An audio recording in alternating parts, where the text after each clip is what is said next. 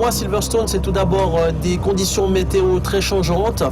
Ensuite, le public ici qui vient toujours en masse, les tribunes sont pleines. Et bien entendu, les premières parties du circuit très rapides. Silverstone, 5,9 km, 52 tours, 307 km au total, 6 longues lignes droites, 3 virages lents, 3 possibilités de dépassement, vitesse maximale de 300 km/h. Nous voici ici à Silverstone en Angleterre dans le Red Bull F1 Simulator pour un tour de circuit. Premier virage ici à fond, c'est un virage très impressionnant même pour nous les pilotes. La visibilité n'est pas très bonne et on le passe à fond.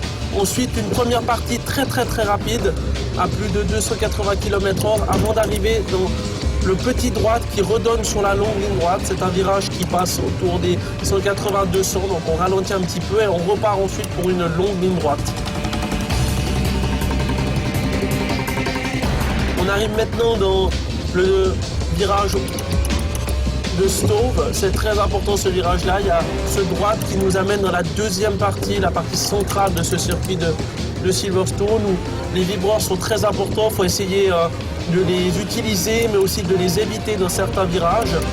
Le circuit 2010 partira ici sur la droite. C'est une modification pour agrandir le circuit.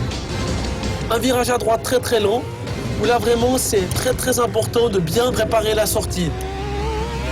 On accélère de ce virage pour nous redonner sur la ligne droite sans problème en 7e. On a peu d'appui pour ces virages rapides, mais aussi beaucoup pour les lents. C'est un compromis qu'il faut trouver ici à Silverstone, mais c'est un circuit vraiment beau. Alors voilà le tour de Silverstone.